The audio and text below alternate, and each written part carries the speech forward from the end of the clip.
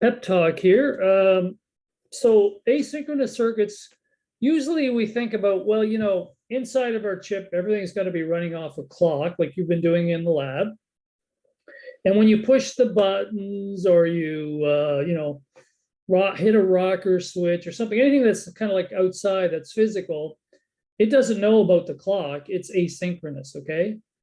And well, that's kind of like, that's not the technical description of synchronous. I'm going to tell you technical description in a minute, but that's kind of like, you get the idea. That's kind of like the general idea of what asynchronous, things that don't know about the clock that happen in the outside world. And so we get that every day. Like when you have your cell phone and you push the buttons on your cell phone, you type on your keyboard, anything that you're doing that's interacting with some computer electronics is asynchronous to the stuff going on inside it, okay? So you might say, well, okay, yeah, sometimes I have that, but like say I'm designing a chip on a board, it's connected to a bunch of other chips. Do I care about asynchronous signals? Well, it turns out it's true because I don't know if we did this slide. I think we did it early on in the course. I said, inside of our chip, like, let's go back here. I drew this picture. Remember I drew this picture of the board and I said, oh, here's the microprocessor. Well, that microprocessor might have a crystal that it's running off of, okay?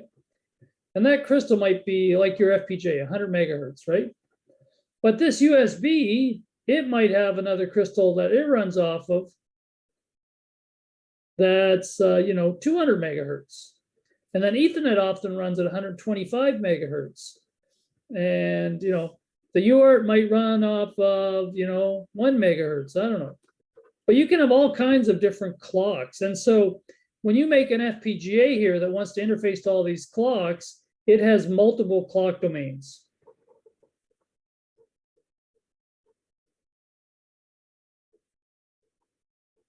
And the minute you have multiple clock domains, it turns out that's the same as being asynchronous, because when signals pass from one clock domain to the other, they're asynchronous to each other. So understanding asynchronous is important for whatever digital design you're doing, because it's not just from the outside world, it's even inside of chips. And most chips today or FPGA designs will have more than one clock domain, usually several. Now for our course, the labs, I've told you, we're only going to use one clock domain because things get a lot more complicated when you have multiple, C-L-O-C-K, not H. You have more than one clock domain. Anyway, so that's the motivation. We want to learn about asynchronous signals because they're everywhere, okay? Even inside of our chips that are totally synchronous. There's multiple clock domains, so we'll have asynchronous signals. We did this slide. We talked about all the timing properties of flip-flops, the setup time, the hold time, and the TCHQV, so you totally understand that by now, hopefully. And we talked about this, when the clock, if it changes in the restricted region, it can go high or it can go low, or it could stay metastable for a bit, and then eventually goes high or low. And that leaves us here. So we are now going to define what a synchronous and asynchronous signal is. We had the ad hoc description, but this is going to be the real description: a synchronous versus an asynchronous signal. So let me draw a picture here. I love drawing pictures. So we have a flip-flop.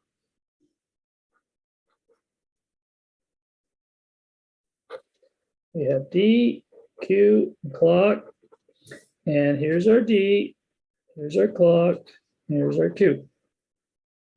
Our clock goes high. And we have this restricted region right here.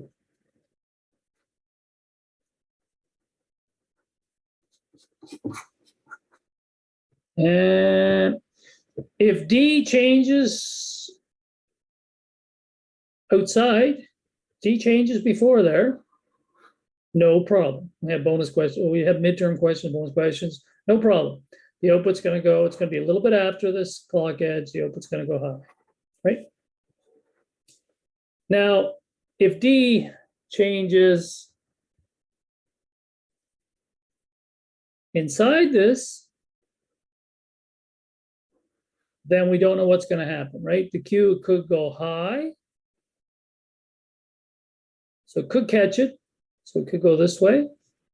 I'm doing this dash because I don't know if it's going to do that or not. Or it could go this way. Anyway, the definition of an asynchronous signal is any signal coming in that can change in a restricted region is called asynchronous, okay? And just to make a little bit more here, there's all kinds of, every flip-flop and every clock edge has a restricted region. So this next clock edge has a restricted region as well. And ad infinitum, as we go along here, there's, you know, if this thing's being clocked at, say, 100 megahertz, that means we have 10 to the 8 restricted regions every second for every flip-flop. So there's lots of restricted regions. So if I want to make sure this D input is, I have to make sure it never changes in any of these restricted regions to say that it's a synchronous signal. That's the technical definition, okay? So going back to our slides, you'll say here, a synchronous signal is one which cannot change in the restricted region around the clock edge. An asynchronous signal will change. Now, this is very important. I put this in red. This will change anywhere. So let's say we've got your cell phone. And you're sitting at your desk or you're standing and you're pushing the button on the cell phone. And you're going like a mad, pushing your buttons all the time. Well, this thing, by the way, these restricted regions are really small, right? This is like, you know, 5 or less picoseconds wide, right? And so let's say you're running at 100 megahertz. This is, you know, this is 10 nanoseconds. This doesn't happen. It's a very relatively small amount of time. And you're pushing it. By the way, let's say you pushed as fast as you could on the buttons, you would push it like maybe once every 10 milliseconds, okay? So this signal's not changing much, like relative to this, it's not changing much. And even when it changes, you know, it's only a small, you just have to hit it just at the right time to go in that restricted region. So it's very low probability. Like you're outside there pushing like a mad person on your buttons, you know. I don't know how fast you can text, way faster than me, but trust me, you text as fast as you can, the chances of you hitting this are very low. But you know what? If you do it long enough, and I'm sure some of you text like, you know, 10 hours a day for, you know, for the last 5 years, eventually one of these button pushes is going to land in that restricted region. And then all hell breaks loose. You hit this button, you thought it was accept, and it said don't accept your new friend, and you never got that friend you were looking for, or you never got that upvote. You were pressing an upvote, but it got registered as a downvote, and you lost your friend because you downvoted them. Okay, so bad things can happen when, you know, this asynchronous signal. So this doesn't seem important, but it's super important. Eventually, this asynchronous signal will change in a restricted region, you know, because eventually something's going to happen. These problems are very, very, very problematic because, like I said, you might be typing away, texting away for 5 years before you finally downvoted your friend, okay? And you didn't know what the heck happened. You know, I've been liking that person for years, and then all of a sudden you didn't like them. So remember, did I tell you the story about the porch pirate? I think I told you that one, right? Yes or no? Does everybody know the story of the porch pirate? This is like the porch pirate. Don't think so? Okay. Another picture. Here's your house. You got a nice porch on it. There's the street going by. And the Purelator guy comes and he says, oh, you know what? And drop off package, get the package on your desk, and it's your new, I don't know, your new cosmetics or something. I don't know, something that you're waiting. Along comes the porch pirate. There's 2 porch pirates. There's the, I want to call them, this is the easy porch pirate, and this is the hard porch pirate, okay? The easy porch pirate, he comes by every day. And he comes and he steals your packages, okay? The hard porch pirate, she only comes once a year. She's like Santa Claus, once per year. But unlike Santa Claus, she doesn't know when Christmas is. She can come anytime. Could be March 31st. It could be December 2nd. We don't know when the hard porch pirate comes. So the porch pirate that comes by every day, I say, oh, that bugger. He said, okay, you know what? I'm inside here. I'm gonna wait. I'm gonna watch it. And when that porch pirate comes, I'm gonna catch that porch pirate. Took you one day, you got rid of that porch pirate. You figured out who it was. Yeah, reported to the police. Police didn't do anything. So the next day, he said, okay, I'll do something myself. Whatever. Anyway, you caught that porch pirate one day. This other porch pirate, oh, much harder. He says, oh, you waited for 2 days. You waited for 3 days.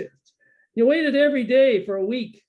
After 7 days, you said, oh, I can't spend here looking out my window every day. So you gave up and you said, oh, I don't know, whatever. And you gave up. And the next day, the hard porch pirate came in and she got your box. Okay.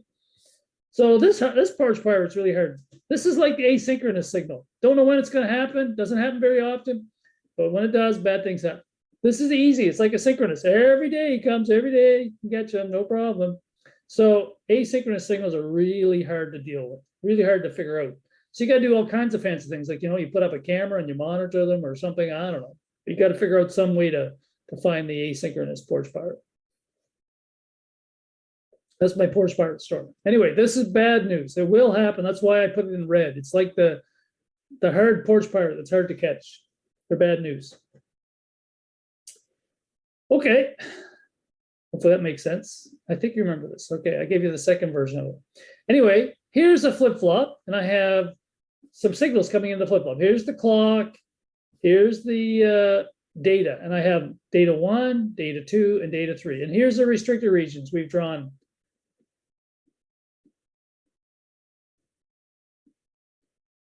And there's many more. We're just not showing them all. But the first signal is synchronous because you see it changes here, it changes here, it changes here. But none of them are in the restricted region. So that's a synchronous signal. Here's the second one. It changes here, changes here. Oh, none of them are inside the restricted region. It's after, so it's synchronous. Here, it changed right there inside that first restricted region. Oh, and it changed here twice, but it only has to do it once, and then it's asynchronous. So that is the technical definition of asynchronous versus synchronous signal. So remember that. That's important. Everybody okay? Okay. Next thing. Let's do some more pictures. Pictures are always better.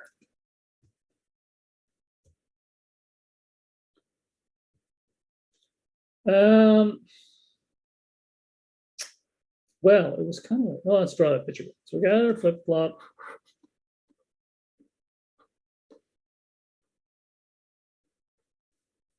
We got the D, we got the clock, we got the Q. And I said, okay, here was our clock. Here was our, oh, I'm gonna draw the restricted region. My mouse doesn't work very good.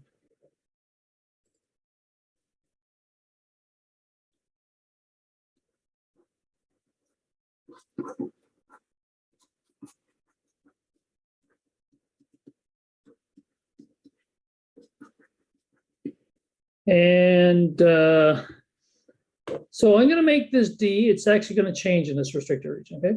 And then it stays the same. And so now the Q, I said, oh, okay, this Q is going to come.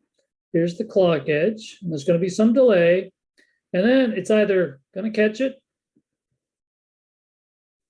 which in case it'll go like that, or it won't catch it, in which case it'll go like this.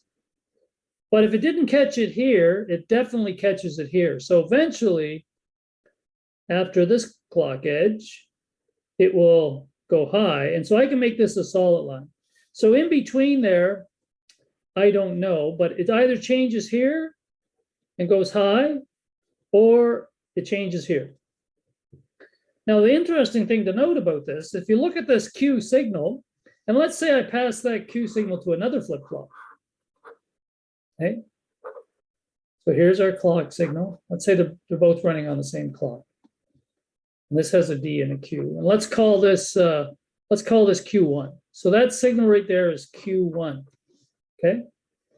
So Q1, so D is asynchronous, right? It's an asynchronous signal. But what about Q1? Is it asynchronous or is it synchronous?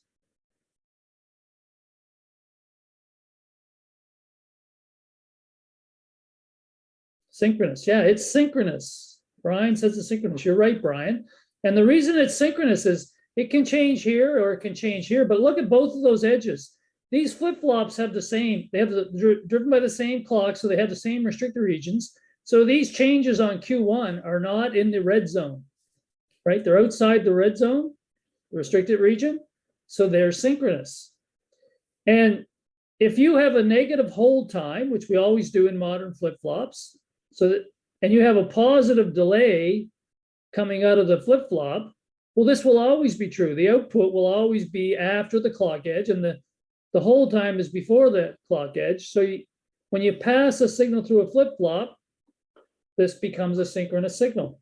So how would you know the signal for Q2? How would you know the signal? Oh, you mean out here? Q2, is that what you mean? I'll call that Q2. So Q1, we don't know, like after the first clock edge, we don't know. So the signal is synchronous, but it may go high or it may go low, but it'll take a whole clock edge before we figure it out. And that's true for Q2. If we were to draw a Q2 out here, it would be, let's assume it's low here. You get clock low here. And then over here on the next clock edge, it may go high or it may go low. But then the next clock edge here, guess what? It's going high. Assuming D stayed high the whole time. So it's kind of like, this is sort of the X, right? We don't know what's going on here. Could be high or low.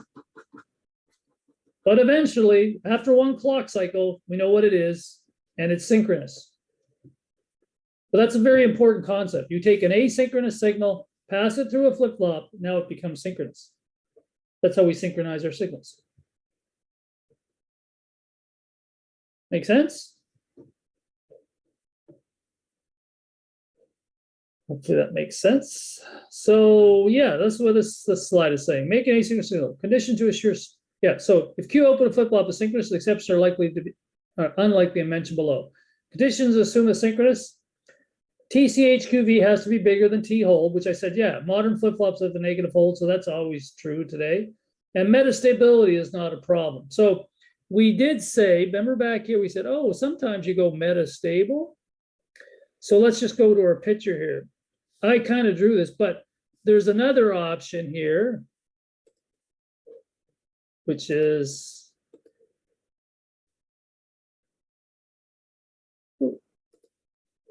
what happened here? There's another option is, oh, it goes like this and it comes up here for a while, stays in the middle, it goes metastable. But as long as it decides which way to go, one way or another, before the next restricted region, then I'm okay.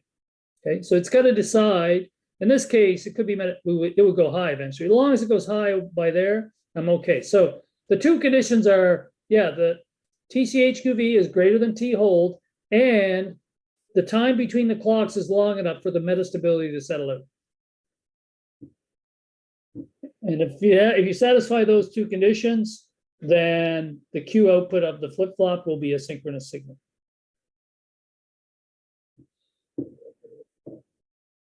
No questions. I must be doing a good job explaining things today. So to cast a synchronous signal, you'll need one or two. Ah, now that's coming up next. You're jumped ahead. Technically, you only need one, but we'll see why we normally use two. Okay. Yeah. So, yeah, so that's this slide. We did that. We just did that. Yeah, I already explained this, right? So here's it coming in, here's the cue. It could get caught on the edge or it might not get caught, but eventually the next clock edge, it gets caught. So a synchronous signal input may be synchronous by sending it through a D flip-flop before allowing it into a synchronous circuit. So yeah, we did that. And we're not considering short pulses. Like we're assuming that the signal, the D inputs last for at least one clock. If you have little pulses, then you need some special circuit to catch a pulse. But we don't normally have to worry about that. And that's a very special case. Next slide. Oh, okay. Let's draw another picture.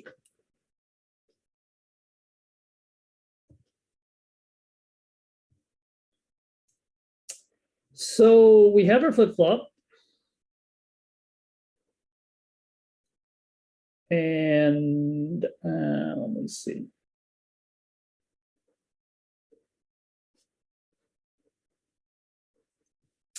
And let's say we want this is our D input, this is our Q1 coming out of there. And let's say we're going to go into this synchronous circuit. And normally, like, say our synchronous circuit was a finite state machine, okay? We know what a finite state machine looks like, a bunch of registers. It has some stuff that comes back here. We have some input. So this is our, this is our Q1 that we want to put into our finite state machine. And then we also might have some logic here that generates our Z output, okay? So this is our FSM. We've been designing these already. We know what these FSM. So let's say Q1's coming here. So what's Q? This is logic and that's logic, okay? So Q1 is coming into a bunch of logic. Let's just draw, I'll just draw this as a gate. And then eventually goes through a bunch of gates and it goes into another flip-flop. Right? So out here was my asynchronous signal D. So I keep doing, oh, I'm so close to the corner. And I was synchronizing it, right? These run off the same clock. So I had this D input. I'm going into this flip-flop. This was asynchronous. I synchronized this Q1. I fed Q1 into my finite state machine, my synchronous finite state machine. Now, and let's draw a picture here. This was our D. This was our clock. This was our Q1.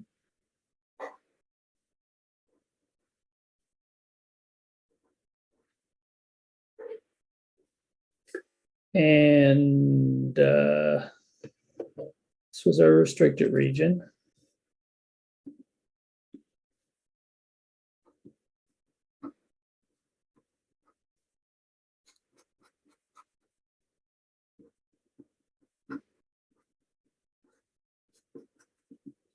So D changed in the restricted region. We're going to assume it's asynchronous, so it could change in there.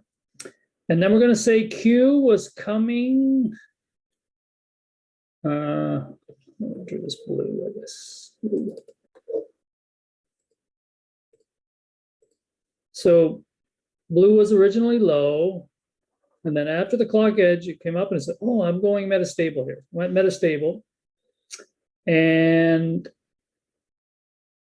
it stayed metastable for a long time, okay?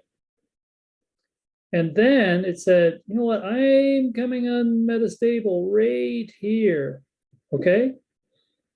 Just before the next restricted region. So it was kind of okay, but it changed just before the next restricted region, okay? So this was metastable, okay? Not Facebook, it's metastable. And so in this case with this finite state machine with this logic, this Q1 was metastable, but then there's some delay here, right? There's some delay through this gate. And so the signal arriving here, since it got delayed, it could end up in the restricted region of here. So let's call this Q2. Q2 kind of looks like it's just following Q1. Goes like that. It's a little bit delayed though, actually.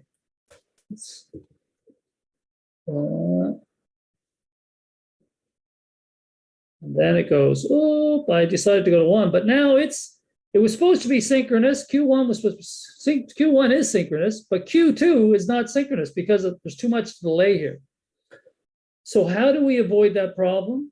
Well, we avoid that problem by using two flip-flops. So we put, instead of having that, we go, let's do this.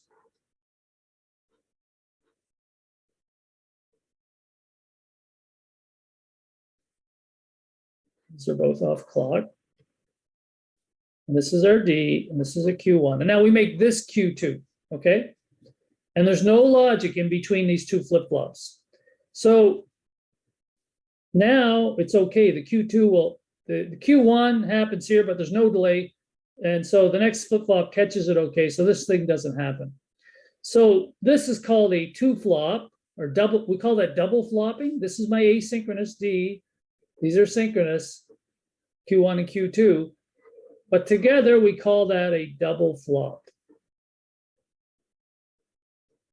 And the reason we do that is because we want to maximize the time for any metastability to settle out before we capture the signal, the synchronized signal. And sometimes people even triple flop things, but generally speaking, the practice is to double flop any signals just to make sure that they're super synchronized before they come into our synchronous circuit, okay? And if you go back here, you can actually, so this is our double synchronized, this meta signal, we want to make it, give it as long as time as we can before we bring it into the synchronized signal. And you can write the equations for this. There's what's called the mean time before failure. So go back here to our picture. This metastability, it's a little unknown because it depends on when this changes relative to the clock. Sometimes it lasts a short time, sometimes it lasts a long time. And it's also affected by noise. The noise in the circuit will make it go one way or another. So it's kind of a statistical thing about how long does this thing stay in metastable state? It's a statistical question. And you can represent that by this simple expression, exponent t times tau, f1, f2, t naught. F1 and F2 are the frequencies of the two clock domains. In our case, they would be the same. Well, F1 is like the input signal coming in, its frequency, and F2 is the frequency of the synchronous system. Tau t, this thing here, that's an exponential that describes the metastability condition on a specific flip-flop. So that's specific to the technology, and every circuit would have a value. T naught is the duration of the critical time window in which the synchronous element is likely to become metastability. So that's like your restrictor region. And T naught, T, and tau are all circuit specific. So for example, if F1 is 1 megahertz, so I got a 1 megahertz clock for my synchronous system. I got a 1 kilohertz clock for the button that's being pushed. It's being pushed at a 1 millisecond. T naught is 30 picoseconds. That's really large. It would be usually smaller.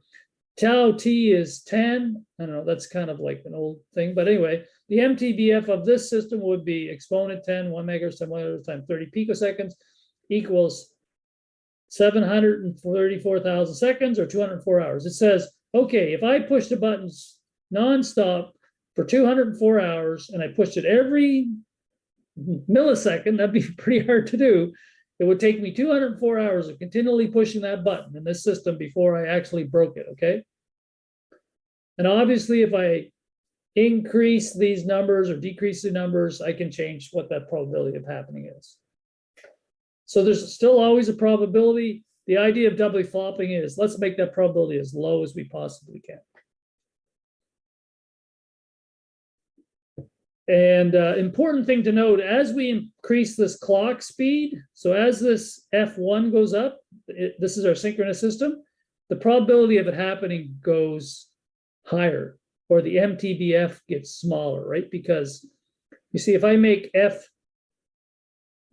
here, if I make that bigger, the MTBF goes down. So when I have a really high speed clocking system, my chances of getting metastable are much higher, because those little windows, the restricted regions, are happening more often, okay? So often, sometimes when we synchronize it, we won't run the synchronizer at the maximum speed. So we might have, our synchronous system might have, let's say in your FPGA, you have 100 megahertz clock or 200 megahertz. Let's say 100 megahertz, right? Sometimes the synchronizer, you'll run a divided down clock that only runs at, 100 kilohertz or something. I don't know. Just to reduce the chance that you're going to get a failure, a metastability failure. Anyway, that's metastability. Any questions about that? No? Sorry, if the frequency goes up, is it more likely or less likely? If you increase either the rate at which you press the button, so if you increase F1 or F2, the rate at which the synchronous system is running on, the MTBF, the mean time before failure, goes down, right? If these numbers go up, frequencies go up, the mean time between failure goes down. So this goes down. So that means it happens more often. Instead of 204 hours, it might be 20 hours or 2 hours, right? Okay. If you make F1 10 times bigger, the mean time to failure is 10 times faster. Make sense? I see. Yeah. Okay. Next